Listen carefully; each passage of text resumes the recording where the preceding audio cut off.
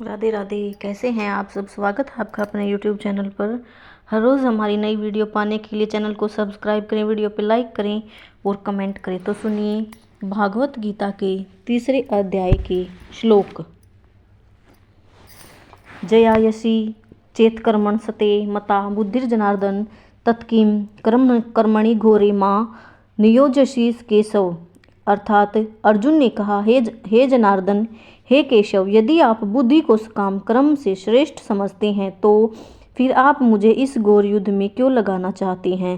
श्री कृष्ण भगवान ने पिछले अध्याय में अपने घनिष्ठ मित्र अर्जुन को संसार के शोक सागर से उबारने के उद्देश्य से आत्मा के स्वरूप का विशद वर्णन किया है और आत्मा साक्षात्कार के जिस मार्ग की संस्तुति की है वह है बुद्धि योग या कृष्ण भावनामृत। कभी कभी कृष्ण भावनामृत को भूल से जड़ता समझ लिया जाता है और ऐसी भ्रांत धारणा वाला मनुष्य भगवान कृष्ण के नाम जप द्वारा पूर्णतया कृष्ण भावना भावित होने के लिए प्राय एकांत स्थान में चला जाता है। किंतु कृष्ण भावनामृत दर्शन में प्रशिक्षित हुए बिना एकांत स्थान में कृष्ण नाम जप करना ठीक नहीं। इससे अबोध जनता से केवल सस्ती प्रशंसा प्राप्त हो सकेगी। अर्जुन को भी कृष्ण भावनामृत या बुद्धि योग ऐसा लगा मानो वह सक्रिय जीवन से संन्यास लेकर एकांत स्थान में तपस्या का अभ्यास हो। दूसरे शब्दों में वह कृष्ण भावनामृत को बहाना बनाकर चातुरी पूर्वक युद्ध से जी छुड़ाना चाहता था। किंतु एक निष्ठ शिष्य होने के नाते उसने यह बात अपने गुरु के समक्ष रखी और कृष्ण से सर्वोत्तम कार्यविधि के विषय में प्रश्न किया। उत्तर में भगवान ने तृतीय अध्याय में कर्मयोग अर्थात कृष्ण भावना भावित कर्म की विस्तृत व्याख्या की। तीसरे अध्याय का दूसरा श्लोक। व्यामिश्रणेव वाक्येन बुद्धिम मोहयसीव में तेदकम वद निश्चित येन श्रेयो अहमानुपयाम। अर्थात आपके व्यामिश्रित उपदेशों से मेरी बुद्धि मोहित हो गई है, अतः कृपा करके निश्चय पूर्वक मुझे बताएं कि इनमें से मेरे लिए सर्वाधिक श्रेष्ठ कर क्या होगा। पिछले अध्याय में भगवत गीता के उपक्रम में सांख्य योग, बुद्धि योग, बुद्धि द्वारा इंद्रिय निग्रह, निष्काम कार्य और नवदीक्षित की स्थिति जैसे विभिन्न मार्गों का वर्णन किया गया है, किंतु उसमें तारतम्य नहीं था। कर्म करने और समझने के लिए मार्ग की अधिक व्यवस्थित रूपरेखा की आवश्यकता होगी। अतः अर्जुन इन भ्रामक विषयों को स्पष्ट कर लेना चाहता था जिससे सामान्य मनुष्य बिना किसी भ्रम के उन्हें स्वीकार कर सके। यद्यपि श्री कृष्ण वाक चातुरी से अर्जुन को चकराना नहीं चाहता था, किंतु अर्जुन यह नहीं समझ सका कि कृष्ण भावनामृत क्या है, जड़ता है या सक्रिय सेवा। दूसरे शब्दों में अपने प्रश्नों से वह उन समस्त शिष्यों के लिए जो भगवत गीता के रहस्य को समझना चाहते हैं कृष्ण भावनामृत का मार्ग प्रशस्त कर रहा है। अगला श्लोक तीसरे अध्याय का। लोके अस्मिद्विंधा निष्ठा पुरा प्रोक्ता मयानघ ज्ञान योगेन सांख्यायानम कर्मयोगेन योगिनाम। अर्थात श्री भगवान ने कहा, हे निष्पाप अर्जुन, मैं पहले ही बता चुका हूँ कि आत्म साक्षात्कार का प्रयत्न करने वाले दो प्रकार के पुरुष होते हैं। कुछ इसे ज्ञान योग द्वारा समझने का प्रयत्न करते हैं तो कुछ भक्ति में सेवा के द्वारा। द्वितीय अध्याय के 39वें श्लोक में भगवान ने दो प्रकार की पद्धतियों का उल्लेख किया है, सांख्य योग और कर्म योग या बुद्धि योग। इस श्लोक में इनकी और अधिक स्पष्ट विवेचना की गई है। सांख्य योग और आत्मा और पदार्थ की प्रकृति का वैश्लेषिक अध्ययन उन लोगों के लिए है जो व्यावहारिक ज्ञान और दर्शन द्वारा वस्तुओं का चिंतन एवं मनन करना चाहते हैं। दूसरे प्रकार के लोग कृष्ण भावनामृत में कार्य करते हैं, जैसा कि द्वितीय अध्याय के 61वें श्लोक में बताया गया है कि 39वें श्लोक में भी भगवान ने बताया कि बुद्धि योग या कृष्ण भावनामृत के सिद्धांतों पर चलते हुए मनुष्य क्रम के बंधनों से छूट सकता है तथा इस पद्धति में कोई दोष नहीं है। 61वें श्लोक में इसी सिद्धांत को अधिक स्पष्ट किया गया है। बुद्धि योग पूर्णतया पूर्णता ब्रह्मा पर आश्रित है और इस प्रकार से समस्त इंद्रियों को सरलता से वश में किया जा सकता है। अतः दोनों प्रकार के योग धर्म और दर्शन के रूप में अन्योन्याश्रित हैं। दर्शन विहीन धर्म पात्र भावुकता या कभी कभी धर्मांधता है और धर्म विहीन दर्शन मानसिक उहापोह है। अंतिम लक्ष्य तो श्री कृष्ण हैं, क्योंकि जो दार्शनिक परम सत्य की खोज करते रहते हैं वे अंततः कृष्ण भावनामृत को प्राप्त होते हैं। इसका भी उल्लेख भगवत गीता में भी मिलता है। संपूर्ण पद्धति का उद्देश्य परमात्मा के संबंध में अपनी वास्तविक स्थिति को समझ लेना है। इसकी प्रत्यक्ष पद्धति दार्शनिक चिंतन है, जिसके द्वारा कर्म से कृष्ण भावनामृत तक पहुंचा जा सकता है। प्रत्यक्ष पद्धति में कृष्ण भावनामृत में ही प्रत्येक वस्तु से अपना संबंध जोड़ना चाहता है। इन दोनों में से कृष्णामृत का मार्ग श्रेष्ठ है, क्योंकि इसमें दार्शनिक पद्धति द्वारा इंद्रियों को विमल नहीं करना होता। कृष्ण भावनामृत स्वयं ही शुद्ध करने वाली प्रक्रिया है और भक्ति की प्रत्यक्ष विधि सरल और दिव्य होती है। अगला श्लोक 3 अध्याय का।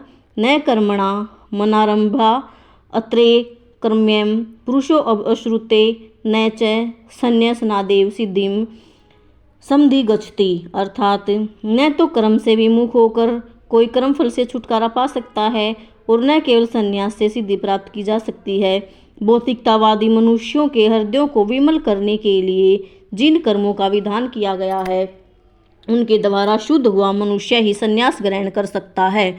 शुद्धि के बिना अनायास संन्यास ग्रहण करने से सफलता नहीं मिल पाती। ज्ञान योगियों के अनुसार संन्यास ग्रहण करने और सकाम कर्म से विरत होने से ही मनुष्य नारायण के समान हो जाता है, किंतु भगवान कृष्ण इस मत का अनुमोदन नहीं करते। हृदय की शुद्धि के बिना संन्यास सामाजिक व्यवस्था में उत्पात उत्पन्न करता है। दूसरी ओर यदि कोई नियत कर्मों को न करके भी भगवान की दिव्य सेवा करता है तो वह उस मार्ग में जो कुछ भी उन्नति करता है भगवान उसे स्वीकार कर लेते हैं। अगला श्लोक।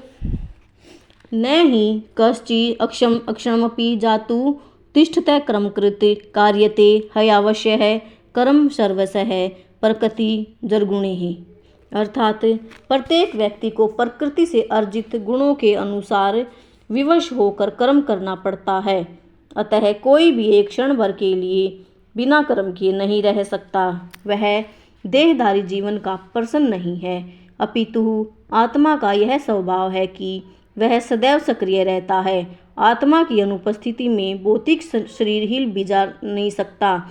यह मृत वाहन के समान है जो आत्मा द्वारा चलित होता है, क्योंकि आत्मा सदैव गतिशील रहती है और वह एक क्षण के लिए भी नहीं रुक सकती। अतः आत्मा को कृष्ण भावनामृत के सत्कर्म में प्रवृत्त रखना चाहिए, अन्यथा वह माया द्वारा शासित कार्यों में प्रवृत्त होता रहेगा। माया के संसर्ग में आकार आत्मा भौतिक गुण प्राप्त कर लेता है और आत्मा को ऐसे आकर्षणों से शुद्ध करने के लिए यह आवश्यक है कि शास्त्रों द्वारा आदिष्ट कर्मों में इसे संलग्न रखा जाए।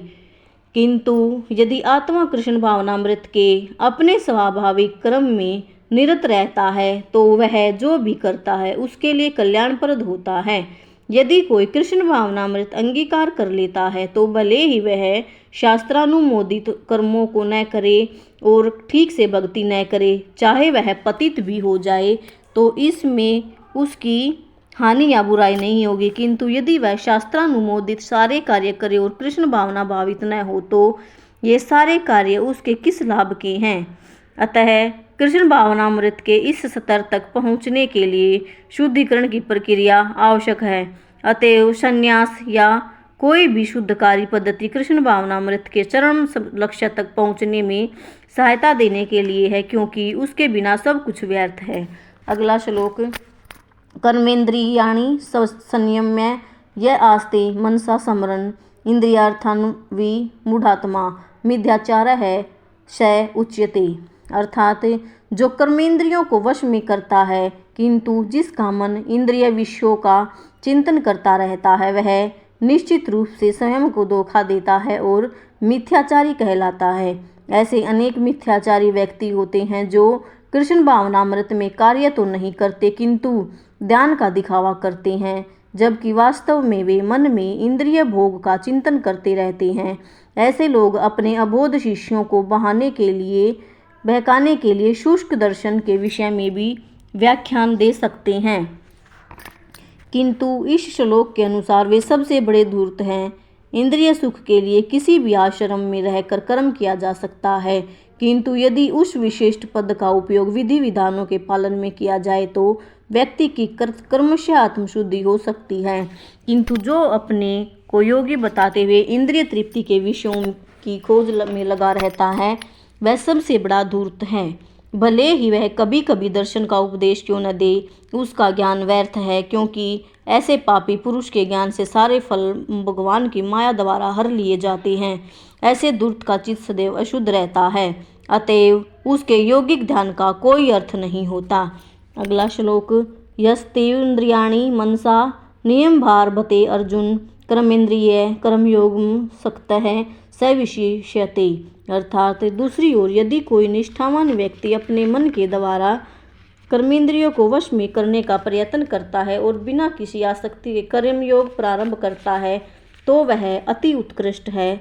लंपट जीवन और इंद्रिय सुख के लिए छठ योगी का मिथ्या वेश धारण करने की अपेक्षा अपने कर्म में लगे रहकर जीवन लक्ष्य को जो भवबंधन से मुक्त होकर भगवत धाम को जाना है पर प्राप्त करने के लिए कर्म करते रहना अधिक श्रेयस्कर है।